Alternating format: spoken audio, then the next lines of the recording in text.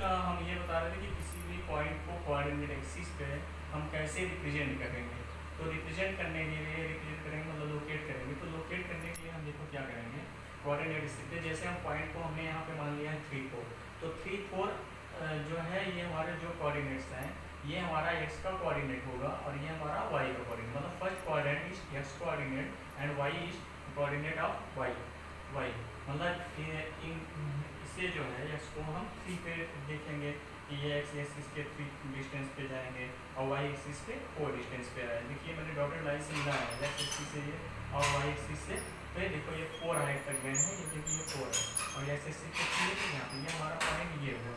अब इस पॉइंट को हमने जो है यहाँ पे लोकेट कर दिया, ये हमारा हो गया पॉइंट, ये पॉइंट हमारा क्या हो गया 3 4, ठीक है। इस पॉइंट का हमारा कोऑर्डिनेट क्या है 3 4, समझ रहे हैं। अब जैसे हमें दिखाना है कि -3 4 अगर होता है तो -3 4 लेंगे तो हम x एक्सिस पे -3 पे जाएंगे, ये यहाँ हो गया, यहाँ तक हो गए।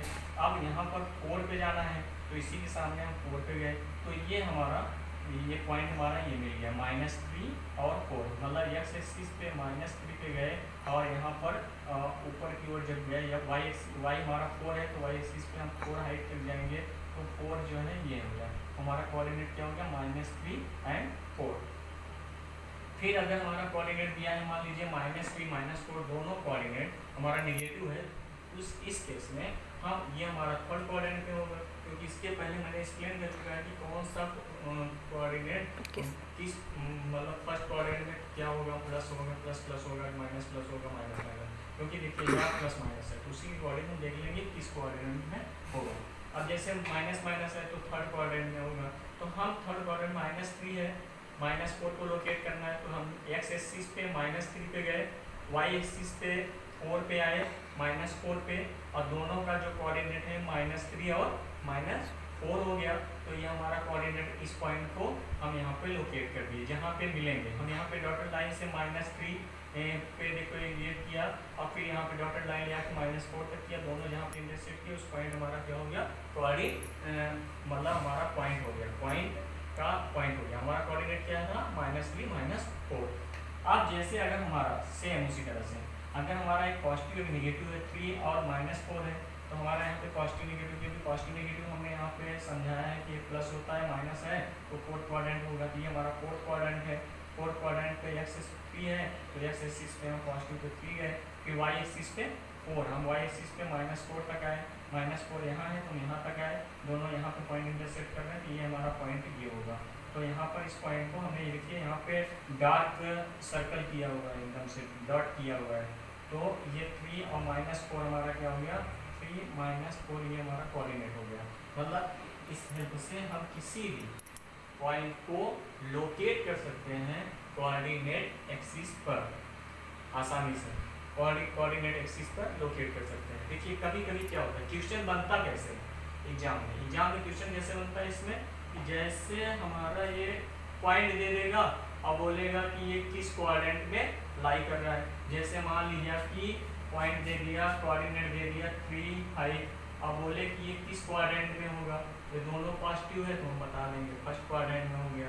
फॉर एग्जांपल मान लिया किसने दे दिया कि 7 -7 और 2 दे दिया, अब बोले किस क्वाड्रेंट में होगा, तो इसमें आप माइनस दिया है, एक प्लस है तो माइनस प्लस किसमें होता है सेकंड में होता है, तो आप बताइए कि ये सेकंड क्वाड्रेंट में होगा, ये फर्स्ट में होगा और ये होगा हमारा सेकंड क्वाड्रेंट में।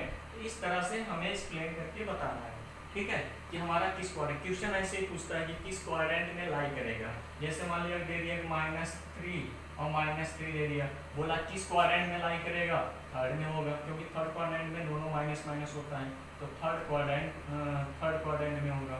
अगर यहाँ पे प्लस जैसे दिया हो कि 2 दे दिया और यहाँ पर -4 दे दे और बोले कि ये किस क्वाड्रेंट में होगा, फोर्थ क्वाड्रेंट में होगा। मतलब क्वाड्रेंट अगर कोऑर्डिनेट दिया गया है तो हम बता सकते हैं कि वो किस क्वाड्रेंट पे लाई करेगा। कभी ऐसे पूछता है क्वेश्चन, तो कोऑर्डिनेट दे देगा और पूछेगा कि ये किस कोऑर्डिनेट पे लाई करता है, इस तरह से बता सकते हैं। कभी कभी क्या पूछता है, यही पॉइंट्स दे देगा और कहेगा उसको कोऑर्डिनेट एक्सिस पे लोकेट करो, कोऑर्डिनेट एक्सिस पे लोकेट करो। तो लोकेट करने के लिए हमने ये बता दिया है, ठीक है, हमने ये पूरा समझा दिया कि कैसे हम लोकेट करेंगे। अभी कोई भी नंबर दे दे, 3 4 दिया है, यहाँ पे 3 2 दिया होता तो हम उसी तरह से सेम प्रोसेस है, 3 8 दिया हो, 3 9 दिया हो, उससे मतलब नहीं है, हम उसी तरह से कोऑर्डिनेट एक्सिस बनाएंगे और एक एक पॉइंट को लोकेट कर सकते हैं। ठीक है, लोकेट कर सकते हैं।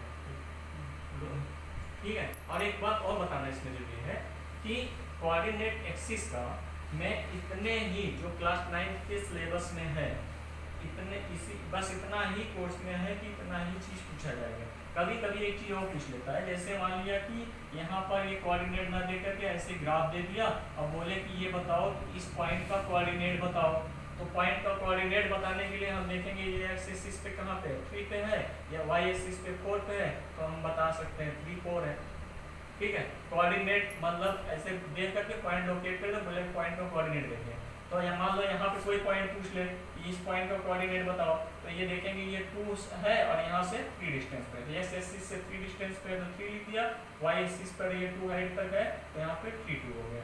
ठीक है, इसी तरह से जिस कोऑर्डिनेट में होगा प्लस माइनस हम उसको बता सकते हैं। मान लिया कि यहाँ पे जैसे किसी पॉइंट इसको दिखाना हो, तो यहाँ पे देखो ये एक्स एक्सिस से 3 डिस्टेंस पे है तो यहाँ पे 3 लिखेंगे, और ये वाई एक्सिस पे -3 डिस्टेंस पे है तो -3 हो गया।